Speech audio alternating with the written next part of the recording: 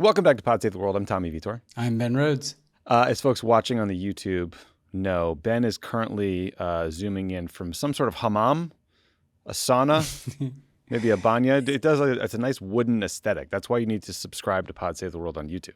I'm basically zooming in from the Grand Budapest Hotel. I'm somewhere in the former Austro-Hungarian Empire and enjoying myself. So, yes, there is a sauna here, but I'm not in it right now, but it just looks like that. You got to find a Habsburg somewhere. Ben, I would recommend that you maybe stay overseas and not come back because thanks to Trump and Republicans, 17 million people in this country are going to lose health care. Our debt is going to explode because we're giving tax breaks to the richest people in the country. The U.S. government is going to fuck over clean energy producers for absolutely no reason, and no one seems to care. Yeah, I have to say that as bad as things are, they look even worse from outside the country because it doesn't make any sense when you're not like in the belly of that beast. And to your point, Tommy, like one of the things I learned in all my years in government and since is that nothing is more important to America's position in the world than what we do in America. It's not the foreign policy. It's kind of what we're doing. Mm-hmm. And stacking up trillions of dollars in debt and passing bills that lead to the deaths of thousands and thousands of Americans and gutting clean energy when the Chinese are like racing ahead. None of that makes a lot of sense. And it makes even less sense when you're looking at it from the outside in. So I don't know. I honestly, I mean, I can't think of a worse bill in my life than this. No. Can you? No, truly. And Dan said the same thing today. I mean, yeah, China installed more wind turbines and solar panels last year than the rest of the world combined. Why? Because they understand that climate change is a real thing, but also because all of the industries of the future are insanely energy dependent. Like all the AI stuff that we're talking about, those companies aren't going to be able to exist here in the United States if they can't get enough power. And yet we're gutting tax credits for clean energy. I mean, until the 11th hour, Ben, Republicans wanted to slap an excise tax on solar and wind energy projects that the estimates would have increased the cost of your energy bill for your average consumer by up to 20%, just because they wanted to do a favor for some like coal lobbyist or something. Yeah. I mean, we know that they are in bed with the fossil fuel industry, but the thing that gets me is that like part of this is also just the libs care about climate change, so we're going to get rid of that, right? Let's own them. But these people, I mean, to just stay on the China point for a second, China has spent over a decade reorienting their entire economy around clean energy, around technological inputs for AI, around supply chains for critical minerals. And we are look at the same people that love to talk really tough about how they're going to stand up the Chinese Communist Party are literally ensuring that the United States is not only unable to compete, but we're not even like in the conversation. We're moving in the opposite direction, right? Never mind what this is going to do to human beings in the United States. It's hard to explain to people outside the country why you would cut off food assistance, why you would cut healthcare, why you would cut USAID, like why America seems to be in this kind of nihilistic, vengeful place. And that's not it's not a good look. Let's just put it that way. Hey, by the way, USAID is now officially dead. There was a study in The Lancet, this respected medical journal, that estimates that USAID saved 92 million lives from 2001 until 2021, and that destroying it could kill 14 million people between now and 2030, 4.5 million of whom will be kids under 5 years old. So that's what our government is doing. They're passing a gigantic tax cut for the richest people on the planet, and they're throwing poor people off of Medicaid at the United States. And then Elon Musk, who now apparently hates this fucking tax bill, couldn't see this one coming somehow, despite being, the smartest person in the world. Him and his Doge guys decided to kill off USAID, which, if you want to be really outraged, Ben, read the Washington Post story about all the babies in Sudan who are starving to death because Elon decided to tweet, we spent the weekend feeding USAID into the wood chipper. Could have gone to some great parties. Did that instead. I guess the ketamine wore off a little too quickly and he decided to kill kids abroad. Yeah. And I think what we have to focus on here for a second is that the principal experience of the United States government that hundreds of millions, if not billions of people have around the world is USAID, right? If you're living in large parts of the world, you are living on nutrition assistance from USAID, vaccines from USAID, the PEPFAR program for HIV/AIDS from USAID, or even just, lifelines for journalists from USAID, right? All of that has been completely cut off for no discernible reason other than the whims of Elon Musk and Donald Trump coming in and kind of wanting to stick it to people, because it's not any meaningful savings in the federal budget.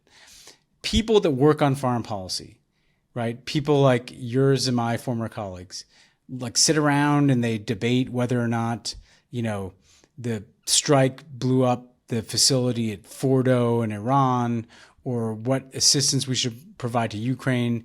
And then we wonder why it is that most of the world does not agree with American foreign policy, why most of the world doesn't want to get on board with supporting Ukraine or pressuring the Iranians of their nuclear program. This is fundamentally so much more important than anything else that has happened in recent years in U.S. foreign policy. They're just pulling the rug out from these people in ways that are going to cause millions of deaths, including the deaths of children. And then they're looking at us from the outside in and saying, oh, not only do these people not care about people around the world, they're ripping healthcare away from 17 million Americans themselves. What is going on in the United States? Who is running this country, right? What are the priorities of the people who are running this country? And I think we have to just level with people. Like, one of the things we said after Trump was elected is like, we can't promise you that it's always going to be good news, but we can promise to tell you the truth. When you stack up the USAID death today and this bill passing today, it's a pretty good emblem of who is running this country and what kind of message we're sending to Americans in the world about our priorities. And it's not good. And we everything we're going to be doing for the rest of our lives is kind of climbing out of this hole that we're currently descending into. Yeah, it is a dark. Not to start on a dark note, but I mean, like, that's the typical light banter you're used to at the top of the show here. Yeah, no, it's a terrible week. So we're reflecting. The Knicks still don't have a coach. I mean, we can banter about that. So, there you go. Well, some say getting rid of Tibbs was reversing an atrocity. Anyway, kind of a cell phone. Yeah, we're gonna talk about the latest data about the impact of U.S. and Israeli strikes on Iran and the impact it had on Iran's nuclear program. We will talk about a fascinating profile of Director of National Intelligence Tulsi Gabbard, who is apparently far more delusional than I thought possible, Ben. We'll talk about the latest news about Trump's cruel immigration policies. Israeli Prime Minister Bibi Netanyahu is headed to D.C. again, so we're going to talk about Trump attempting to interfere in his corruption trial, the latest from Gaza, violence in the West Bank. We're going to update you on the latest from Ukraine, evaluate whether the peace agreement between the Democratic Republic of Congo and Rwanda is Nobel Prize worthy. There's some hope out of Hungary we'll get to. We'll tell you all about a new vacation destination. And then, Ben, I was supposed to talk with Senator Mark Warner today about all things Iran, but then he was literally up all night voting on this Republican tax cut monstrosity and had to cancel, which I totally understand, but rain check for him. Yeah, understandable rain check, I have to say. The one thing I should add this part of the world too is that we could banter about quickly is the Jeff Bezos wedding was getting a lot of coverage out here, and talk about kind of embarrassing. Like, you're an American traveling around Europe, right? And literally the top story is just like all these kind of lame influencers like descending on Venice. So I don't know about that. It's well timed for the tax bill, I guess. Big takeaway from that, right? Yeah, that guy needs a tax cut. Big takeaway from that to me was when you have that many celebrities at a wedding, it says to me that you don't have a lot of real friends, but who am I to judge from afar? So, all right, yes. Ben, let's turn to Iran, because we're slowly learning more about the impact of the U.S. and Israeli strikes on Iran over the past couple of weeks. According to Iranian state media, the official death count is 935 people. Now, obviously, we take Iranian state media with a grain of salt. They also don't distinguish between military and civilian casualties. But the count I just read includes 38 children and 132 women. And we know for a fact that entire apartment buildings were flattened when Israel targeted certain Iranian generals and scientists. So there certainly were civilian casualties. Iranian state media also reported that the IDF airstrike on Evin prison killed 71 people. That strike still baffles me, Ben. I mean, I guess the goal was somehow free the political prisoners trapped there. But in practice, it killed inmates. It killed people in surrounding buildings. It killed some relatives of inmates who were at the prison because they decided to conduct the airstrike during visiting hours for some reason. Separate from that, the Washington Post reported that U.S. intelligence intercepted communications between senior Iranian officials who were talking about the strikes on Iran's nuclear infrastructure and remarking that the impact wasn't as bad as they'd expected. Now, we don't know who these guys are. We don't know how credible this intelligence was, but just another data point as we kind of try to add all this up and learn more over time. Trump's official position is still that Iran's nuclear program was totally obliterated. Most others have a more nuanced take. Here's International Atomic Energy Agency Director General Rafael Grossi on Face the Nation Sunday. Here's a clip. The capacities they have are there. They can have, in a matter of months, I would say, a few cascades of centrifuges spinning and producing enriched uranium, or less than that. But as I said, frankly speaking, one cannot claim that everything has disappeared and there is nothing there. It is clear that there has been severe damage, but it's not total damage, first of all. And secondly, Iran has the capacities there, industrial and technological capacities. So if they so wish, they will be able to start doing this again. And here's friend of the pod, Connecticut Senator Chris Murphy, talking to reporters just moments after he was briefed by the administration on the impact of the strikes. What President Trump told the country is that that Iran's nuclear capability was obliterated, and it just was not obliterated. As open reporting has suggested, these strikes did not destroy all of their enriched uranium. It did not destroy all of their centrifuges, and it certainly didn't destroy their knowledge. And so it stands to reason that they can reconstitute their nuclear program within months. And what are we going to do? We're going to carry out these massive $100 million strikes every 3 or 4 months? No, you need a diplomatic agreement, and these strikes ultimately set back those diplomatic conversations. So, Ben, I think the most honest answer is we don't know for sure yet what the impact of the bombing campaign was. That is why, as Grossi says over and over and over again in that interview, IAEA needs access so they can do inspections so we can learn more. But everyone who isn't Donald Trump seems to acknowledge that it wasn't totally obliterated, that we don't know where all of Iran's stockpile of enriched uranium is, and that we assume that Iran also has stockpiles of centrifuge equipment and other, specialized gear that will allow them to resume their nuclear activities if they want. So this is so frustrating because Trump has taken a victory lap. The press is reporting on these strikes as if war is a quick and easy solution to this problem, when in reality, it's just the story is not finished. Yeah, I two things. First, I do want to come to the civilian casualty point. And the point I want to make about this is that whenever you hear Bibi Netanyahu talk about kind of extending a hand to the Iranian people or trying to help the Iranian people, overthrow a regime that is bad to them, that is complete and utter bullshit. The only audience for that is a American audience, right? The only audience for that is kind of the Bibi Netanyahu chorus of supporters in the US, because number one, he gives those speeches in English. But number two, if you actually wanted to help people who wanted to deal with the Iranian regime, you wouldn't kill people in Avon prison with bombs. You wouldn't kill civilians in apartment buildings. And frankly, and we heard this from Nilo Tabrizi last week, but I've heard more over the last week in talking to people. I've talked to some people who have family and friends in Iran. What they've said is, predictably, the regime has cracked down hard on all opposition over the course of last week. Yeah. They've rolled up people. The gains that the Women Life Freedom movement had made, including women walking around with their hair covered, those are at risk. So put aside any of the sanctimony about how we're coming to the aid of the Iranian people. This basically guaranteed a crackdown on the Iranian people by this regime. Second thing is on the nuclear program, we have to call what Trump said for what it is. It's a lie.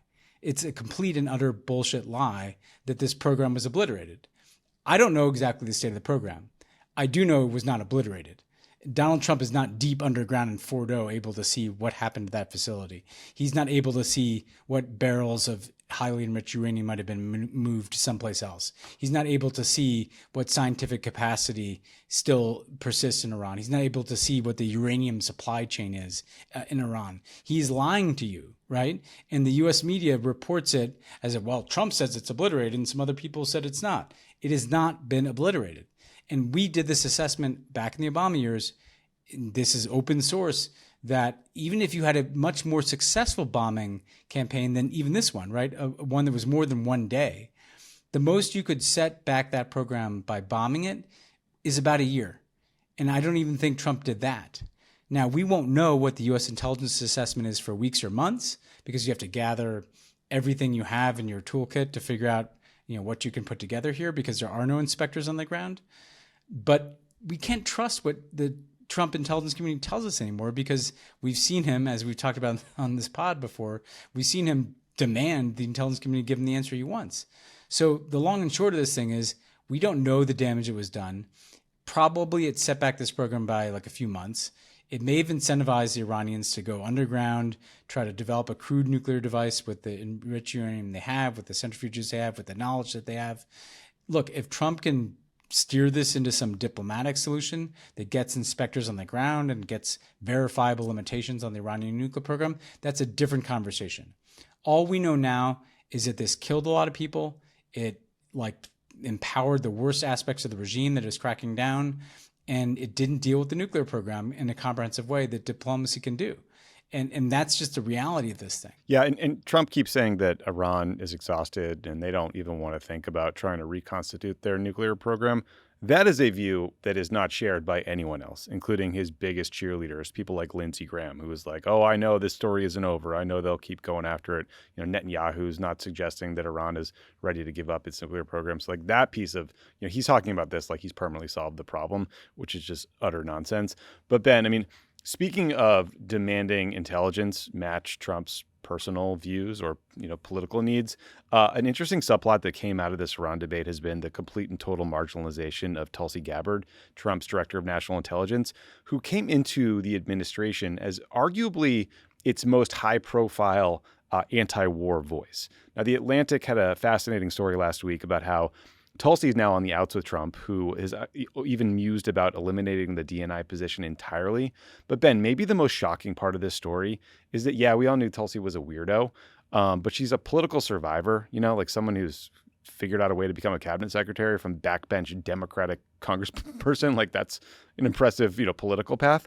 But she apparently has mused to people that she thinks the DNI position could be a stepping stone to another presidential campaign, which is just like absolutely delusional. I've never heard anyone suggest that this job is a stepping stone like that. A couple other highlights from this story, Ben. An anonymous Trump ally said Gabbard was, quote, a non-player, and that they want to call someone to influence Trump. They don't even think of her. It's rough. That talked about that bizarre, strange to camera nuclear annihilation video that we played on the show a couple weeks back, which we still haven't really had explained to us, but it talked about how Trump basically yelled at her in the Oval Office.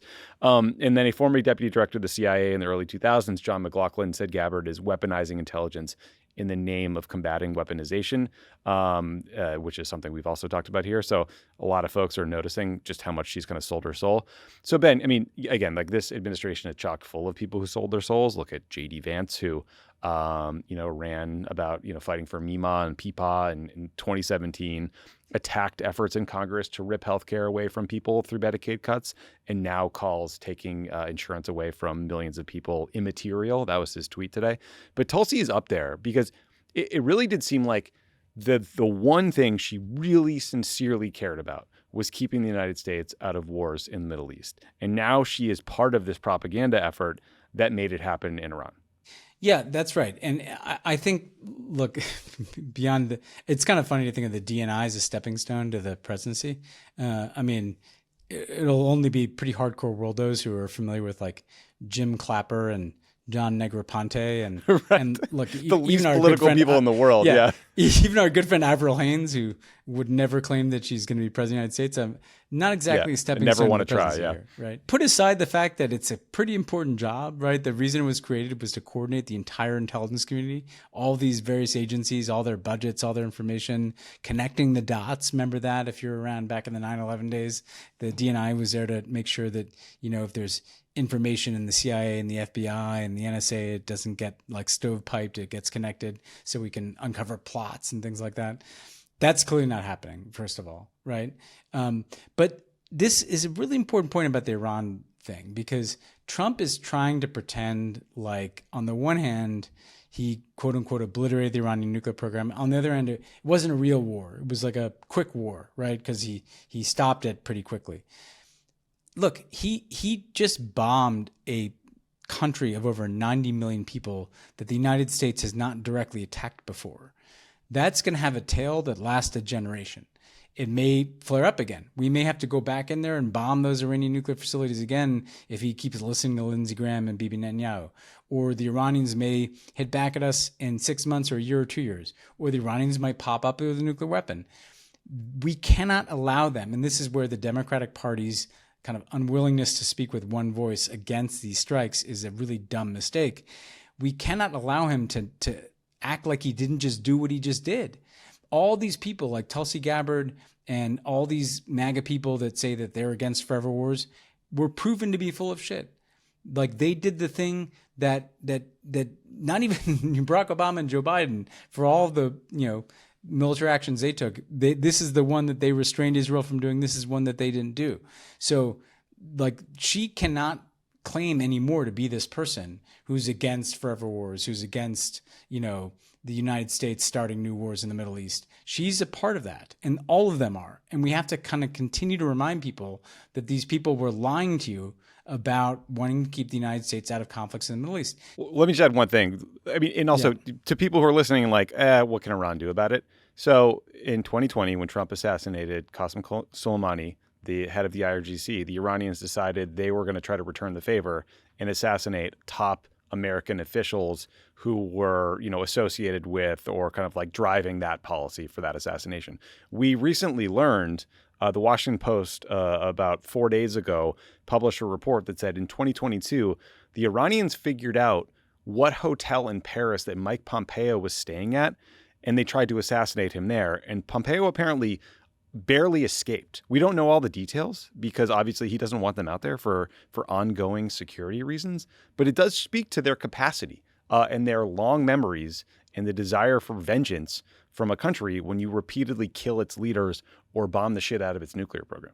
That's right. The tail listing could be long. And the only other thing I was going to add, Tommy, is that there are currently 40,000 Americans in the Middle East, service members, right? There are aircraft carriers there. We have a much bigger presence there than we should otherwise have because of this Iran strike. So even though we're not like in an active war with the Iranians, we are spending billions of dollars. We have tens of thousands of Americans there. We have aircraft carriers there. We are not pivoting to Asia or all the things that we talk about that we want to do. Okay. So this is still having an impact on our foreign policy, and it is militarizing our foreign policy in the Middle East and is keeping us enmeshed in the conflicts there. And Tulsi Gabbard is a part of that. Yeah. And it's crazy that we still have 40,000 U.S. troops in the Middle East. It's time to start winding down some of those missions.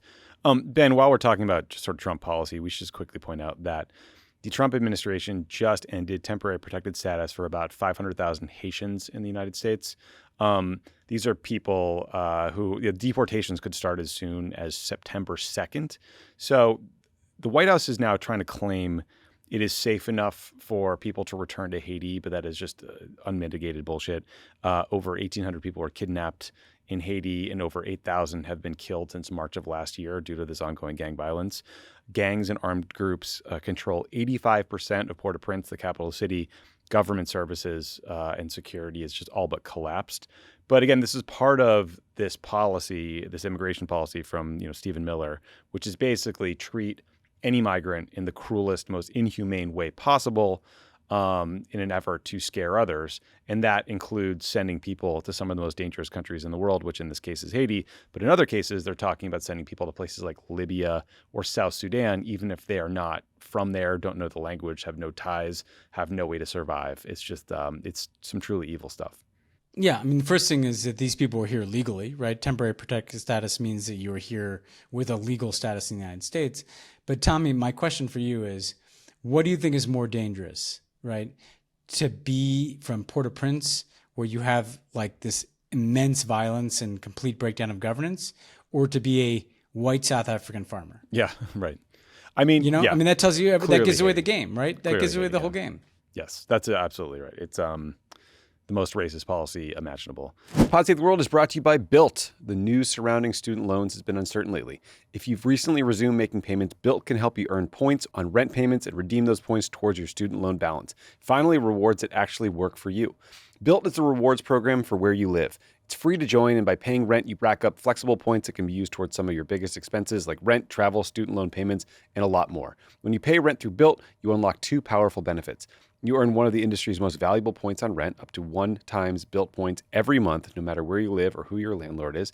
Second, you gain access to exclusive neighborhood benefits in your city, which are things like extra points on dining out, complimentary items at Built partners, and unique experiences that only members can access. And now Built announced that you can redeem those points toward your student loan balance, offering you even more flexibility with how you use your rewards. So if you're not earning points on rent, my question is, what are you waiting for? Start paying rent through Built and take advantage of the industry's most valuable points by going to joinbuilt.com/world. That's JOINBILT.com/world. Make sure to use our URL so they know we sent you, joinbuilt.com/world, to sign up for Built today. This podcast is brought to you by Wise. Wise is the smart way to manage your money internationally. Sending or spending money abroad, major banks can be taking a cut. With Wise, you'll always get the real mid-market exchange rate so you can use money around the globe with minimum fees and maximum ease. Setting up your Wise account is easy, and you'll have access to over 40 currencies in just a few seconds. From buying overseas properties to tapping your card on the metro, get the real deal for your money all around the globe. And with 24/7 live support and real-time transaction tracking, you know your money is secure. I was just overseas. It can be intimidating to try to figure out the exchange rate or go to a bank or just know what you're doing. Wise makes it so easy. But your hair transplant looks great. Thank you so much. It's cheaper over there. They take care of you. It's a great way to pay for plugs or anything you're picking up abroad. See for yourself why 12 million customers managing their international money with Wise can't be wrong. Download the Wise app today or visit wise.com. Terms and conditions apply. All right, Ben. So let's pivot back to the Middle East, much like this White House is doing. So because Washington is like a magnet for the shittiest people in the world, Israeli Prime Minister Benjamin Netanyahu is heading there on Monday, July 7th, to meet with Trump again. I'm sure it'll be a very subtle victory lap about Iran. There, we'll also probably talk about expanding the Abraham Accords, Middle East peace, whatever else. In the lead up to that meeting, though, Trump has decided to take up the cause of interfering in Netanyahu's various corruption trials. Here is a message he posted on Truth Social over the weekend. This is a quote, "It is terrible what they are doing in Israel to Bibi Netanyahu. How is it possible that the Prime Minister of Israel can be forced to sit in a courtroom all day long over nothing, cigars, Bugs Bunny doll, etc.? It is a political witch hunt, very similar to the witch hunt that I was forced to endure. The United States of America spends billions of dollars a year, far more than on any other nation, protecting and supporting Israel. We are not going to stand for this." So it does sound like he's now conditioning military aid on Netanyahu getting off for these various corruption charges. For those who don't know what he's talking about, Netanyahu has been on trial since around 2020 for all kinds of different corruption instances. It includes taking hundreds of thousands of dollars worth of gifts, including champagne and cigars, in exchange for political favors. He is accused of offering to harm this one Israeli news publication in exchange for favorable coverage from its rival publication. He's accused of offering to help a telecom company with some sort of regulatory relief in exchange for good press coverage. The owner of the telecom company owned some news outlet, and basically that was the deal. Like, I'll help out your phone company if you give me good press in your news outlet. So Netanyahu's goal here has just been delay these trials. He often asks to delay proceedings for national security reasons. Surprise, surprise, that delay was granted after Trump's tweet. So Ben, I guess just stepping back, like, I am very used to, after many, many years of Trump, watching the worst people in politics win and get away with terrible things. But like, if Trump somehow manages to get Netanyahu a pardon via Truth Social, I'm not sure I can do this anymore. Like, I think I might just call it a day. Yeah. I mean, the funny thing is that, like, you get these impressions that Trump doesn't really like Netanyahu, right? Like, he's dropping F-bombs, telling Israeli pilots to turn around the air, and he's like frustrated. But this kind of, gives away the game, right? Because what he does like is corrupt autocrats like himself, like Trump. I mean, whether it's Bibi Netanyahu or Eric Adams in New York City, right? Like, if you have been guilty of crimes and you have autocratic tendencies, Trump's going to come to your defense. Yeah, sympathy for them, none for the Haitian people who are being massacred in Port-au-Prince. Or the people of Gaza, or the people of Iran. I mean, that's the thing is like the timing of this Iran strike, right, was not, as we've talked about, because of any imminent threat from the Iranian nuclear program. It's been pretty clear and this is what a lot of Israeli political observers who still have some impartiality will say, is that Netanyahu has been perpetuating both the war in Gaza and escalating the war in Lebanon, the war in Iran, in part because it guarantees his political survival. It keeps his coalition together, keeps him in power. If he's not in power, like Trump, he could go to prison, right? Well, that's the kind of thing that appeals to Trump. So here you have Trump like literally interfering in the Israeli political process to put the thumb on the scale for Bibi because he doesn't like to see an autocrat held accountable for his crimes, just like he didn't want to be held accountable for his crimes. The two things that Bibi Netanyahu and Donald Trump have in common is that they're autocrats, and if they weren't in power, they'd be in prison, right? And that's the basis of this entire alliance here. And, Bibi's going to fly over to the U.S. He'll do a huge victory lap in Iran. He'll echo Trump's claims that the program was obliterated. He'll act like this was, Winston Churchill 2.0 when they don't have any evidence to back that up. The only other thing I'd say is that this idea that it's just cigars, I mean, you made this point. Yes, there were a lot of gifts, including tawdry gifts like cigars. It was also the corruption of the entire Israeli political process on things like media licenses, right? So this was about someone weaponizing power to not only enrich themselves like Trump does, but to intimidate the media like Trump does as well. So these are people following the same playbook, and they want to give each other immunity for pursuing that autocratic playbook. Yeah, that's exactly right. So let's talk about Gaza, because presumably it will be a conversation when they get together. But Trump's statements about Gaza lately have been completely divorced from reality. He told reporters that there could be a ceasefire in about a week. That seems nuts. I mean, Gaza has faced some of the heaviest Israeli bombardment since the war started in recent days. And the New York Times reported that there's been no progress on ceasefire talks. On Sunday, the IDF announced one of the largest evacuation orders since the war started back up in March. There were massive strikes in that area since, including one at a beachside cafe in Gaza City that killed over 40 people. And according to CNN, this cafe was a well-known spot for students, journalists, and remote workers. I don't know if you've seen the images from this strike, Ben, but they're fucking horrific. The Guardian cites Israeli officials who say that this seized territory in northern Gaza is meant to act as a bargaining chip in negotiations with Hamas. The IDF chief of staff seemed to signal last week that the military was close to reaching its goal that they'd set back in May of controlling 75% of the Gaza Strip. And on the humanitarian front, I mean, the Gaza Health Foundation, the GHF, that Israeli-U.S. kind of business venture that is supposed to replace the UN to do food distribution in Gaza, is still just an unmitigated disaster. There are still people starving to death.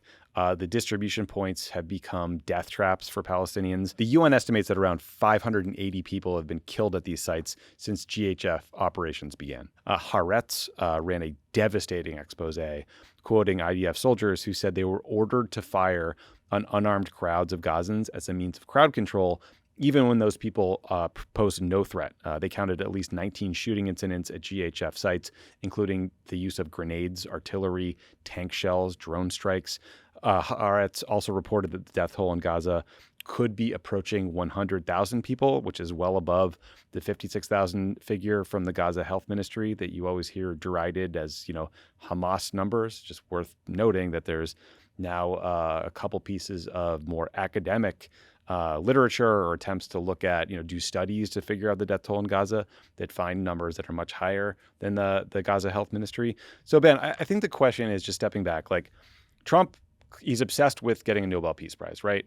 We'll talk about, the DRC Congo deal that just got done that, he thinks merits him getting one. He said that, negotiating a ceasefire between India and Pakistan should get him a Nobel Peace Prize. The question is, does he think a Gaza deal would warrant a peace prize?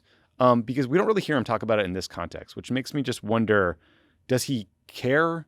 Is that not part of the calculus? Because he is sadly the only person, I think, who has the leverage to force Netanyahu to stop fighting, but he is still not using it. Yeah, I think what was really telling is that when Trump did come out and say, and dropped that F-bomb and said, Israel's got to cut it out, turn the pilots around that we're going to bomb Iran, Israel stopped, right? So, and by the way, just so people know that we're equal opportunity critics here, the same would have been true of Joe Biden. If Joe Biden had said, I'm cutting you guys off if you don't stop in Gaza. He is not doing anything to stop what Bibi Netanyahu is doing in Gaza. In fact, he went along with this Potemkin, aid distribution mechanism that turns out, based on Haaretz's reporting, is in part just a death trap for Palestinians get picked off in the inevitable mayhem that happens when you have starving people, choke pointed to one aid distribution point, right? So Trump could stop this if he wanted to. If he did the same thing that he did on Iran and said, cut this out, I'm cutting you guys off if you don't stop it. He's not doing that. He's just not doing that. And clearly he doesn't see any humanity in the people in Gaza, right? Like his only plan for Gaza that he's ever articulated has mass ethnic cleansing as its basis, right? Move them out and we'll rebuild the Gaza Strip. The other thing that I'm very curious to see how it plays out, Tommy, is that he clearly wants this Abraham Accords white whale normalization between Saudi Arabia and Israel. But Saudis have been pretty clear that they can't do that absent a Palestinian state or like a very credible pathway to a Palestinian state.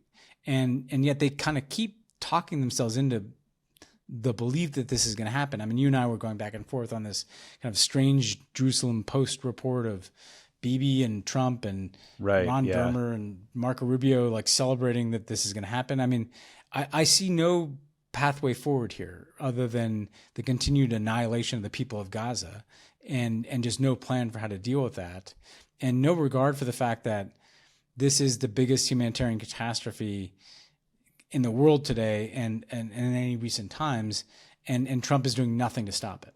Yeah. And also, like, meanwhile, Ben, in the West Bank, Israeli settlers are completely out of control. And this is part of a trend that has been worsening since the October 7th attacks.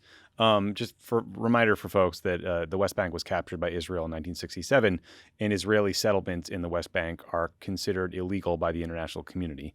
But just in terms of the recent events, so on Wednesday of last week, over 100 settlers attacked the Palestinian town of Kfar Malik with Molotov cocktails and rocks.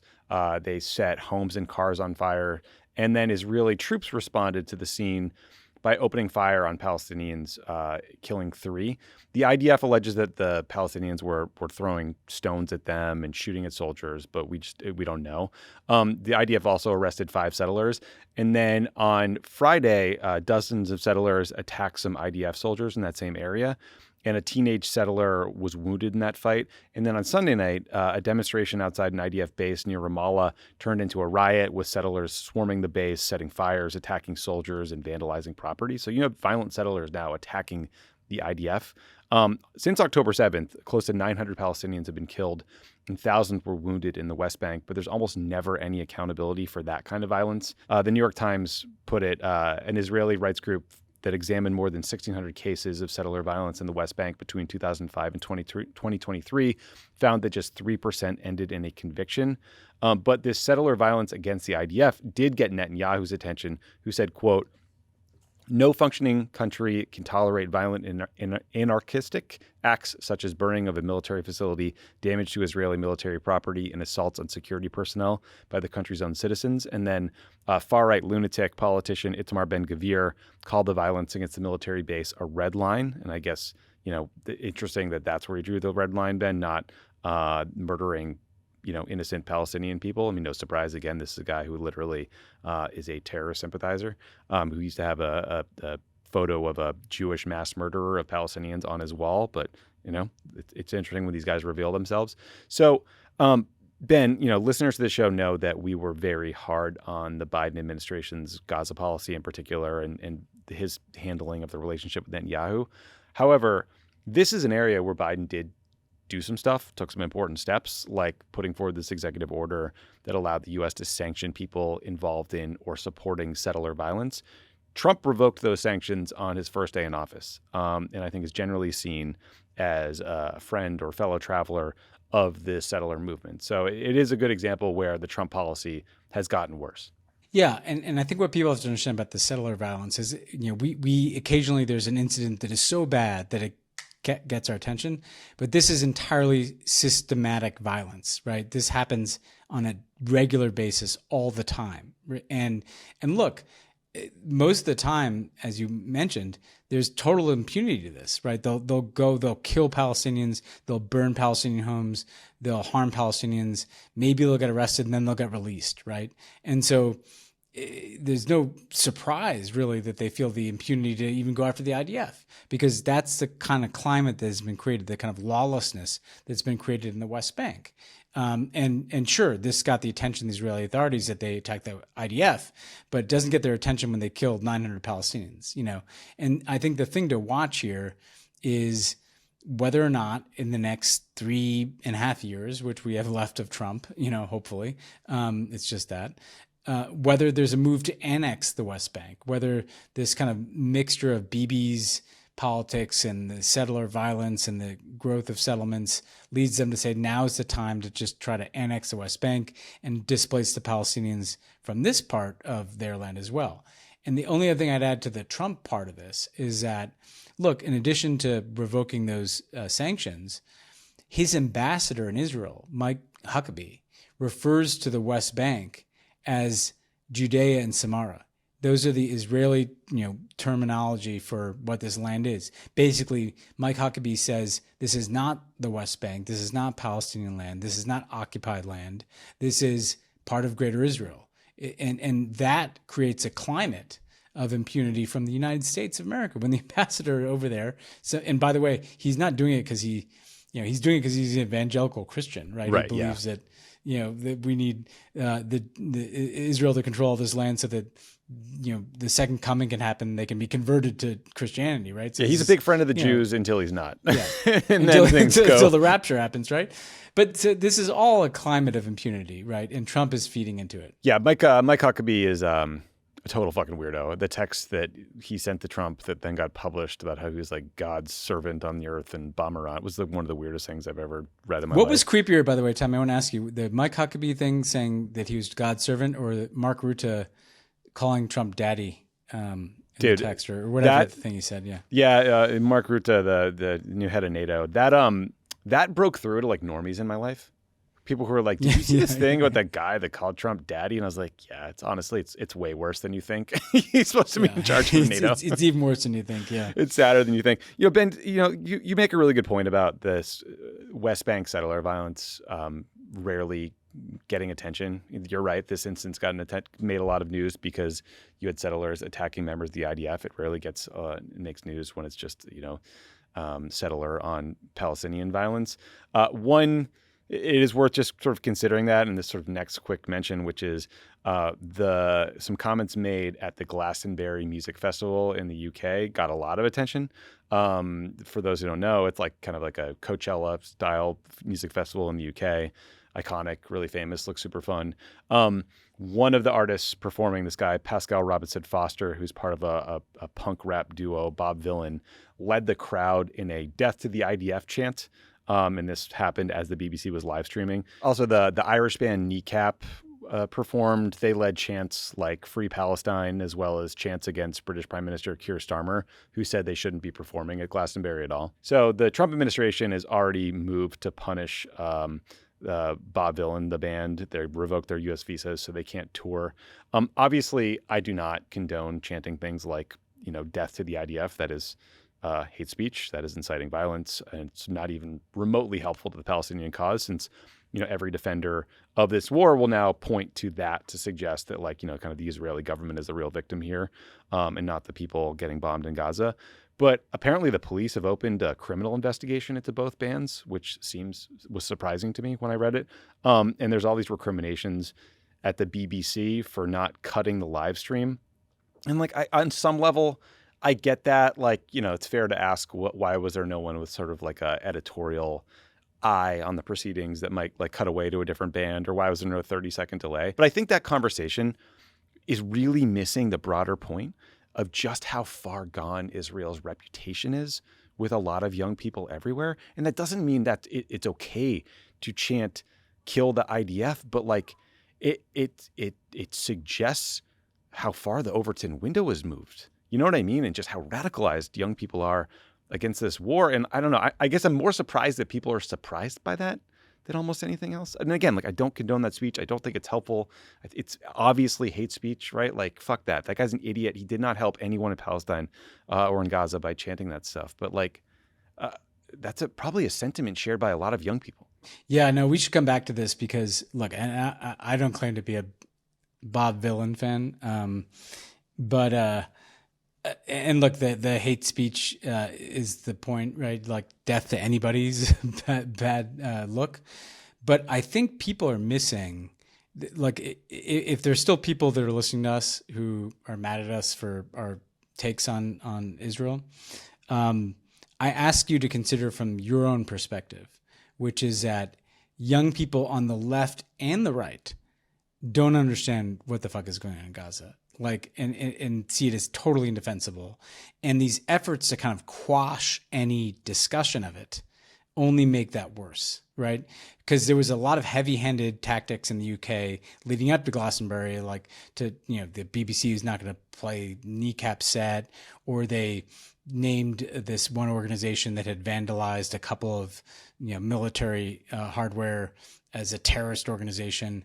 This is driving young people to Bob Dylan. I never heard of Bob Dylan until I read all these reports about people being mad about this. Dude, I mean, not to betray my own algorithm, but my Instagram is full of, like, you know, the kneecap set, you know, like, but also, like, I was watching, like, Theo Von interview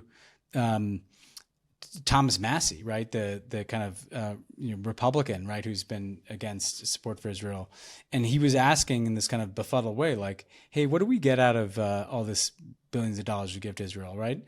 I just think that you're making a big mistake if you think that you're gonna, like, I mean, just to name somebody like Jonathan Greenblatt, who loves to, like, the head of the ADL, who loves to police anti-Semitism and loves to call people who criticize Israel anti-Semites.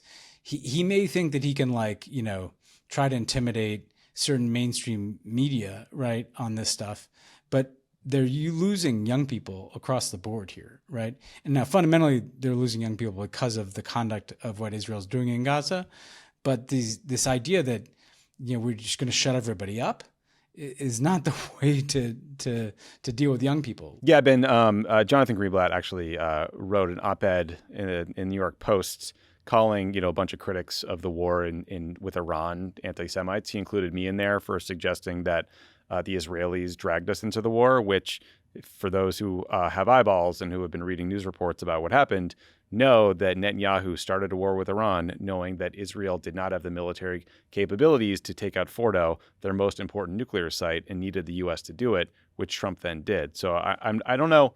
I'm not entirely sure what is anti-Semitic about that. It's more just sort of stating the obvious. But my response to him is, this is a very naked attempt to silence your political enemies by weaponizing the charge of anti-Semitism.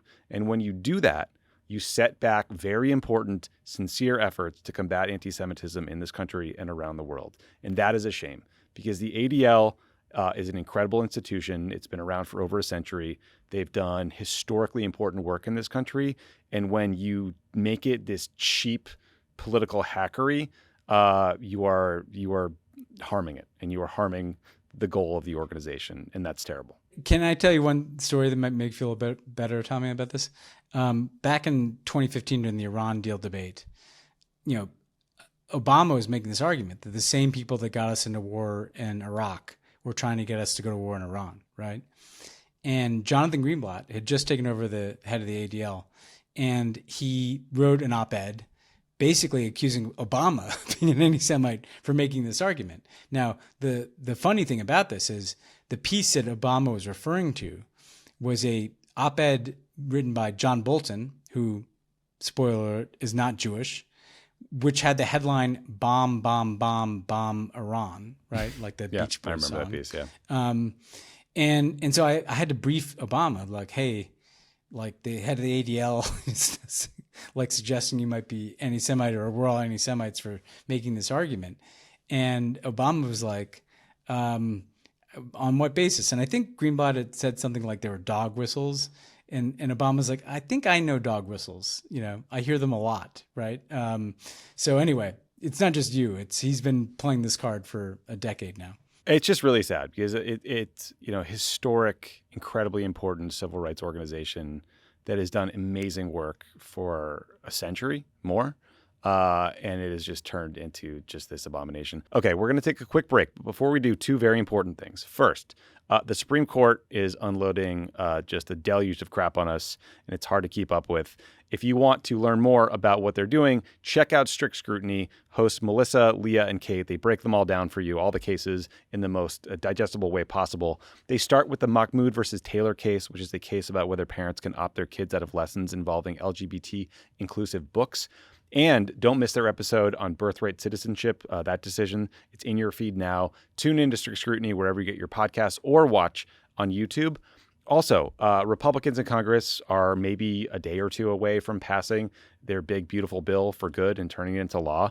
It's going to take away healthcare from millions of people. It's going to give billionaires another tax break. It's going to rip away food assistance from needy people. It is an unmitigated disaster. We still have a little bit of time to call our reps and spam them on social media. We can get all the advice you need about how to get involved and how to lobby people at votesaveamerica.com. Paid for by Vote Save America. You can learn more at votesaveamerica.com. This ad has not been authorized by any candidate or candidates committee. Pod Save the World is brought to you by Simply Safe. What does feeling safe at home really mean to you? For a long time, I thought it was enough to have good locks and maybe an alarm that would make a lot of noise if someone actually broke in.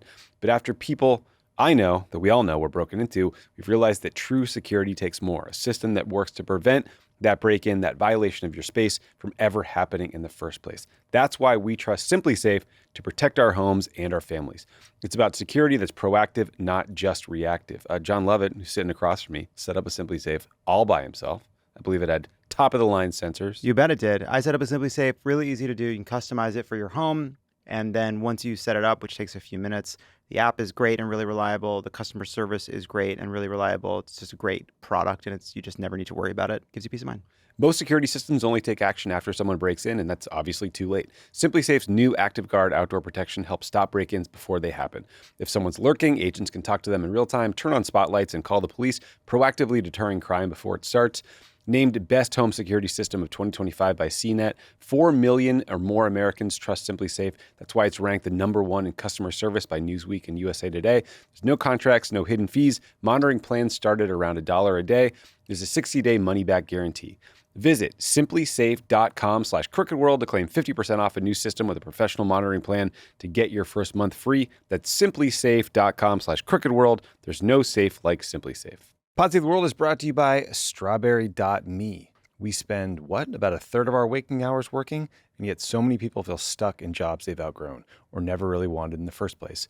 I've heard it all. What if the next move is even worse? What if I already put years into this place? I can't afford to take a wrong step. Who am I without this title? Isn't everyone kind of miserable at work? And look, those feelings are real, but they're also why so many people stay stuck. That's where today's sponsor, strawberry.me, comes in. They connect you with a certified career coach who helps you go from where you are to where you actually want to be. Whether you're looking for a change, feeling stuck, or facing a big decision, or just seeking professional growth, it's like therapy for your career. A coach helps you cut through the noise, define your next move, and turn vague goals into a real-world plan, with the kind of accountability that keeps you moving forward. Their coaches are thoroughly vetted and assessed for their qualifications and expertise and come from a wide range of backgrounds, experiences, and specializations. Don't leave your career to chance. Take action. Own your own future with a coach in your corner. Go to strawberry.me/world to claim your $50 credit and get started. That's strawberry.me/world. Stop settling. Start building the career you actually want. All right, a few more things from us, Ben. So a quick update on the latest in Ukraine, where, according to the Wall Street Journal, the front line of the war now stretches 750 miles from the northeast to the south of the country. Russia has started a summer offensive. They've amassed 50,000 troops near the Sumy Oblast in the northeast. Russian troops outnumbered Ukrainians 3-1 in the area, which is quite ominous. A Ukrainian soldier told the Wall Street Journal that Russians are losing around 300 to 400 soldiers a day. and that, quote, their numbers are a big problem for us, but though not enough to overrun us. But let's hope that that holds. The Washington Post reported that the Russian military, despite outnumbering Ukraine, has still had lots of self-inflicted wounds that are hampering its progress. There's corruption, supply shortages, bad intelligence, bad training. A Russian general and deputy defense minister was just convicted of corruption and sentenced to 13 years in a penal colony. So that's sort of an example how the fish rots from the head down. Russia claimed to have captured the entire Luhansk region, one of 4 illegally annexed back in 2022. If that is true, it would be the first time that they have had complete control over one of those 4 regions. So that would be a big milestone for Russia. As of this recording, there's been no comment from Kyiv on the status, so we'll see. But throughout all of this, Russian missiles and drones have not let up. An overnight barrage going into Sunday reportedly included over 500 drones and missiles, another new record. So any hope of sort of supply shortages from the Russian military have not borne out. In a New York Times headline about the war sort of said it all, which was under a drone-swarmed sky surviving in eastern Ukraine. On top of that, Ben, the Financial Times, Christopher Miller, friend of the pod, has been on the show a few times, wrote a piece about how the Russian FSB intelligence service is recruiting Ukrainian teenagers to spy for them and conduct sabotage operations within Ukraine. A Ukrainian official told him that 25% of the 700 people they've arrested for espionage, arson, or pipe bombs that were directed by Russian intelligence were under the age of 18. Sometimes it's like kids thinking that they were playing a scavenger hunt like game with a financial reward. So they end up taking a picture of some military site, uploading it to Telegram, thinking they're going to get some cash, and then they get arrested for it.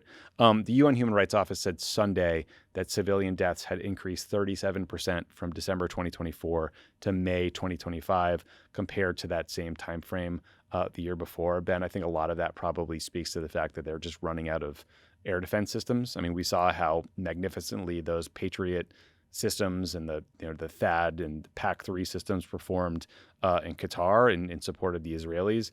That has been missing in Ukraine. So completely depressing update, Ben.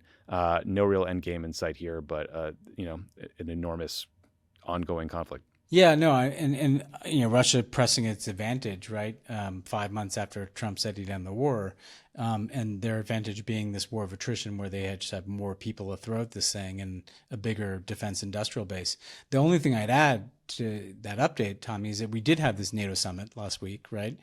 And the Europeans, who did not exactly acquit themselves with glory here, were so busy calling Trump daddy and promising to spend 5% of their budget on defense. We'll see if they actually do that. What was lacking out of that summit was any plan to support Ukraine. Like normally, like a NATO summit would be a place where you get together and be like, what's the next package of defense support for Ukraine? What's the next package of Patriots for Ukraine, so that they can deal with this air defense issue? What's the plan for the peace process, right? If Trump is Mr. Peacemaker, you would have thought that he would have gone to the NATO summit to talk to Ukraine's other key supporters and to Zelensky himself about, what the status of these negotiations are.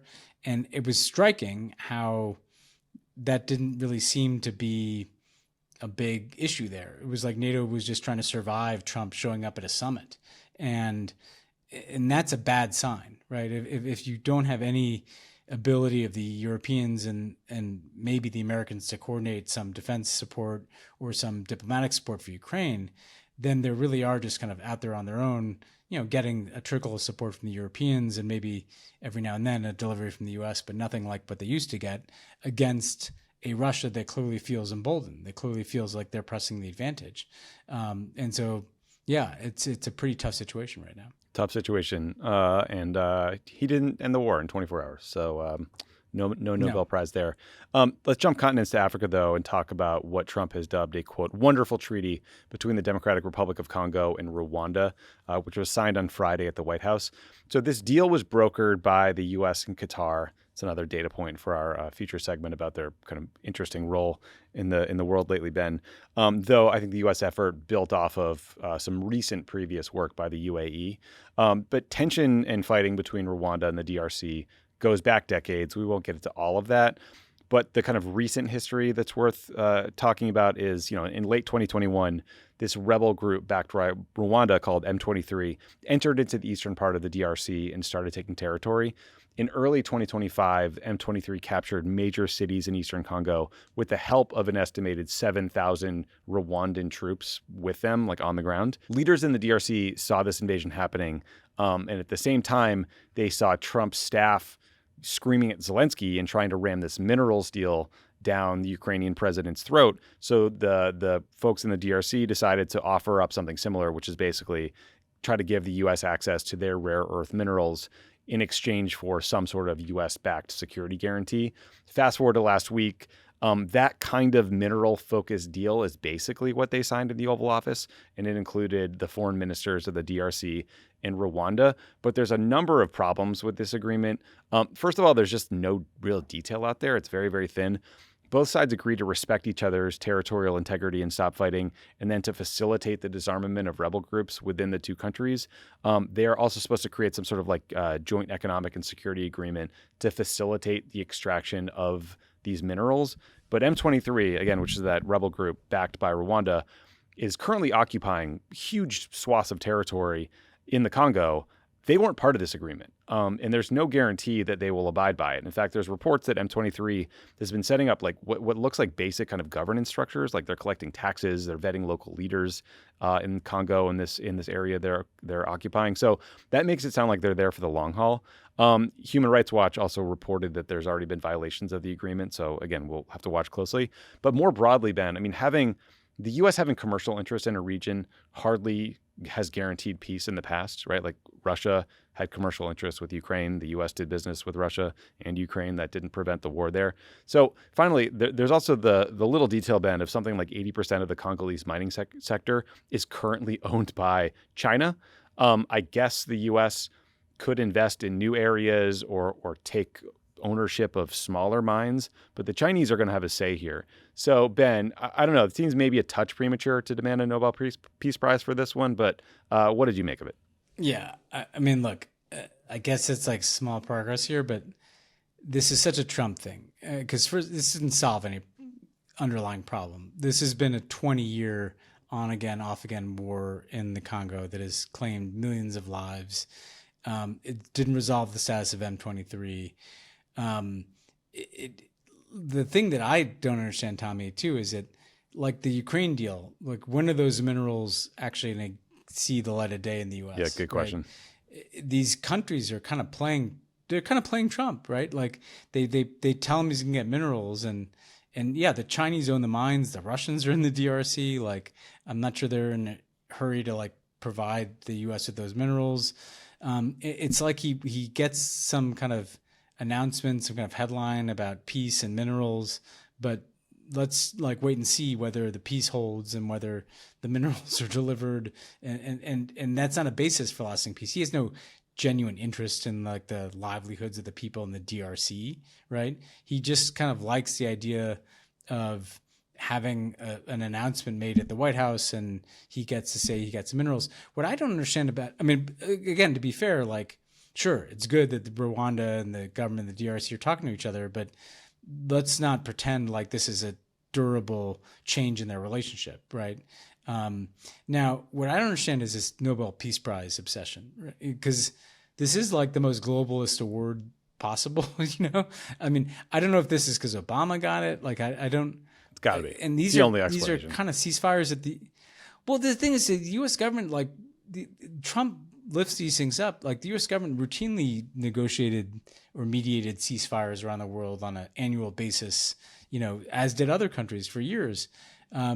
This guy's obsession with the Nobel Peace Prize is like, for all the work he's done to try to dismantle what Obama did, his inferiority complex kind of like is so on display on this particular issue, you know? Yeah, it is very weird. It's an obsession. Also, he keeps sending out businessmen to cut what he calls peace deals, which are really just sort of temporary ceasefires. I mean, this one was negotiated by Boulos, whatever, Tiffany Trump's father-in-law. So Tiffany's again, like father-in-law, yeah. Yeah, it's just a business guy going to Africa and trying to extract resources from them. That's hardly a novel approach to the continent. Also, Ben, there are all these rumors that Paul Kagame is in bad health. Like he basically disappeared from the news for like 3 weeks and his plane was spotted in Germany. and there are all these rumors that he was really, really sick and getting treatment. So if he dies, it kind of feels like all bets are off, not just for this ceasefire deal, but for what happens in Rwanda going forward. Totally. I mean, the totally dominant figure in Rwandan politics since the Rwandan genocide in the early 90s. And, there'd be a huge vacuum because Kagame didn't really groom any, succession plan, right? He's kind of one man, one rule. So, look, modest step forward here, but there's a lot of issues to be dealt with in Rwanda, in the DRC, with respect to these minerals. And, the people that have a better plan for the minerals are the Chinese, who've been, building mines there for years now, and actually what's interesting about Tiffany's father-in-law's role is that he's close to the Qataris, he's close to these, to the Gulf Arabs. So it is worth coming back to the fact that these people are in the middle of a lot of these deals, and that's an interesting development here, and it's a very Trumpy development. Yeah, very interesting, very Trumpy. I'll just double stamp what you said, which is, look, the Rwandan genocide killed an estimated 800,000, 1 million people when these extremist Hutu militias massacred Tutsis and other moderate Hutus. So anything that is any sort of cessation of violence in this region is a very good thing and something we should be happy about. But yeah, it's hardly a permanent peace deal. Ben, a bit of good news. So despite Hungarian Prime Minister Viktor Orban's best efforts to ban it, organizers of the Budapest Pride rally estimated that as many as 200,000 people turned out for the event over the weekend, up from 35,000 last year. So back in March, Parliament passed a law framed as a child protection measure that makes events that depict or promote homosexuality to minors illegal. This bill was explicitly aimed at banning Budapest Pride, and it enabled law enforcement to use facial recognition software to identify and fine attendees. But with the support of Budapest's liberal mayor, the celebration went on without police interference, attracting not just LGBTQ folks, but also people who are just worried about the breakdown of democracy and free speech under Orban. And even sweeter was Orban is behind the polls to opposition leader Peter Magyar, and there's a chance he could lose in the general election next year. Now, I don't want to get ahead of myself, but we all are allowed to hope. And so, Ben, there's, of course, a weird Trump angle here. I just wanted you to hear how State Department spokesperson Tammy Bruce, who is an out gay woman herself, described the administration's view on these huge protests. Let's listen. Prime Minister Orban, who of course is a close ally of the president, tried to ban a pride parade this weekend. Tens of thousands and hundreds of thousands of people came out. Does the U.S. have a view on that? Do you think that it's justified to ban an LGBTQ pride parade? Well, when the vice president or any of us speak about the nature of policy, or I think what's important regarding freedom of expression, that's our plan and what we feel is important to convey, and then what countries do is their business. Events happen all over the world, as we know, every day, which the United States has no comment about. And we have nothing to add on this matter. But again, I think it's about what countries do, the choices they make with their nations, and what citizens do and how they respond to that. Nobody talks about the events that we don't talk about. Ben, do you have anything more cogent and coherent to say about this massive anti-Orban Pride rally? Look, I think this is a huge, huge deal for a couple reasons, right? One, just the pure solidarity with the LGBT community there, the refusal to, accede to Orban's command that this not go forward does show a really inspiring level of solidarity with LGBT rights. I also think, importantly, what the people in Hungary understand is that this effort to stigmatize LGBT people is part of a playbook that Putin pursued, right? So Putin, in his effort to kind of cast himself as the leader of the kind of reactionary forces, the kind of Christian forces against the decadence and corruption of the West, he really went after LGBT people, LGBT rights. He, cracked down obviously on anything like a pride parade, but he also cracked down on, passed these laws that persecuted essentially people for, trying to indoctrinate people into LGBT ideologies. And so what the people of Hungary are saying is, we see the playbook you're running, right? And we're not going to go for that. And so not only is this an act of solidarity with that community, it is saying like, hey, we see where you are on the playbook you're running, where you are on the Putin playbook, and we're going to come out. 200,000 people in Hungary is a shit ton of people, okay? And that was a massive embarrassment to Orban. It revealed him to be totally feckless. He commanded that something not happen, and then it happened bigger than it has ever happened before. And I think there's a big lesson for Americans in this too, which is that when you have an autocrat who controls the media, who controls the judiciary, who's able to ram laws through, you can show him to be powerless if you show up in the streets in big enough numbers. And so hopefully this is a sign that Orban is on his way down in Hungary. Hopefully Peter Magyar, who's not exactly a progressive, but he's much better than Orban, can oust him. But also I think it's a lesson for the rest of us that when all else fails, show up in the streets, because that can show the fecklessness of an autocrat.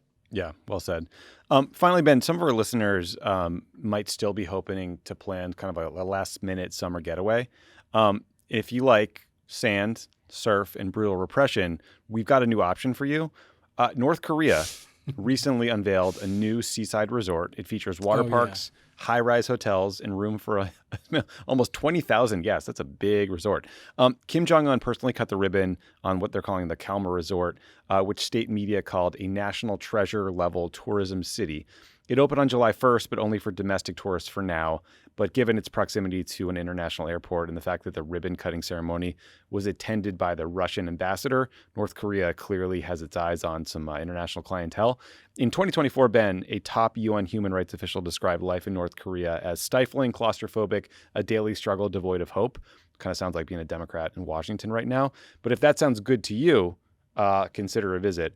Ben, I would say, I want to get your take on this. I think there's a 1 in 5 shot that Trump or J.D. Vance visits this resort before the end of his second term. Thoughts?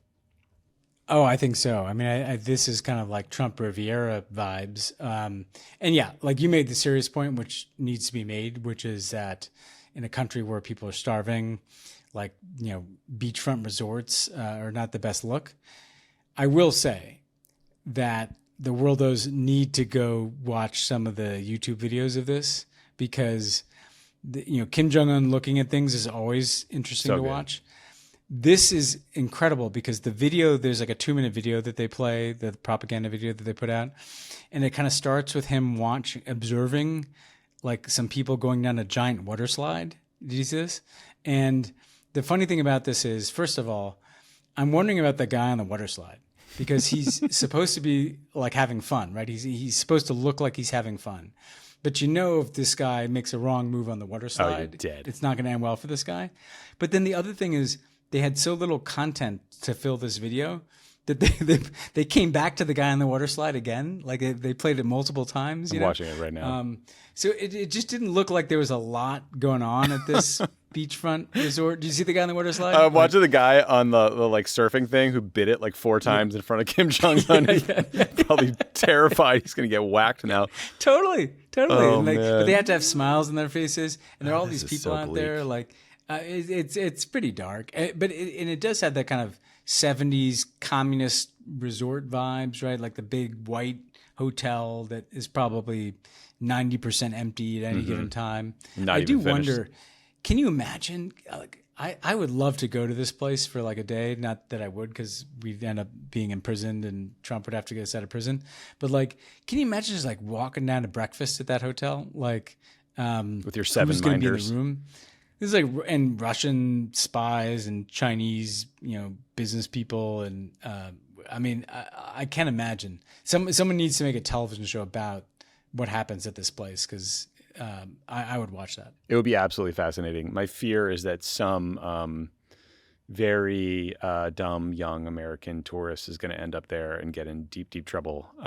But an anxiety for another day then. One thing just before we wrap. And then Trump will get him out of prison and demand a Nobel Peace Prize. Again.